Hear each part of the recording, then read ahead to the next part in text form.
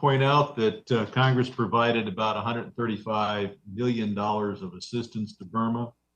USAID and state have redirected $42 million. I can see a use for our money in supporting anti-government democracy activists, press, etc. But the USAID seems to be bent on spending money on general economic development, which, while it might be good for people in Burma, it is also good for the junta. And we shouldn't evaluate whether these programs are good.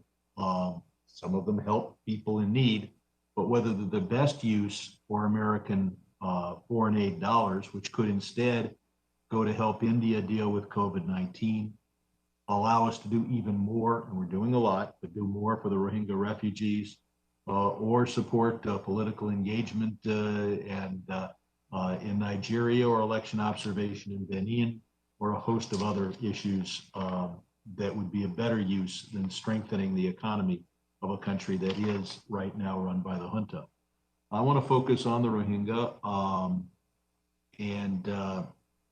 Last month, we saw the formation of this national unity government, which has said it will deliver justice for our Rohingya brothers and sisters. But it's a council of 27 people, none of whom are Rohingya. And so I know Your Excellency, Mr. Tun, is not officially part of the national unity government, but I want to give him an opportunity. Should they add a 28th member to the council to represent the Rohingya community? And is it important for this national unity government to declare that they will give citizenship documents to all Rohingya who were born in Burma or in the refugee camps?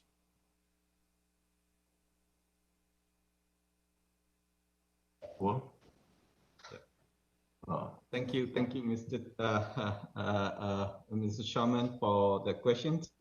So, you know, the NUG government and the CRPH, we make it very clear that, you know, now the common enemy of us is the military. So when we end the, you know, this murderous military regime, as I mentioned in my introductory remarks, it's clear that, you know, when it's ending this kind of, you know, military regime, we are in a better position to promote and protect the rights of the. If I can interrupt, I think there's no doubt that the national unity government is better than the junta, but that's a very, very low standard. Will this government provide citizenship documents? You want to urge them to provide citizenship documents to all Rohingya born in Burma or in the refugee camps? Thank you. The point that you raised, of course, you know, as a government, we will be, you know, in line with the, you know, the existing law. But those existing law may not be, you know, the standard. So we are of the view that the law that, for example, the 1982 citizenship law need to be amended. That is what is clear. And then those who are in line with, you know, existing law, of course, they will be. Sir, existing law deprived them of citizenship and set them up for murder. Before the coup, the government that appointed you committed genocide against the Rohingya. Can you call upon the national unity government to provide citizenship documents to those born in your country, including the Rohingya?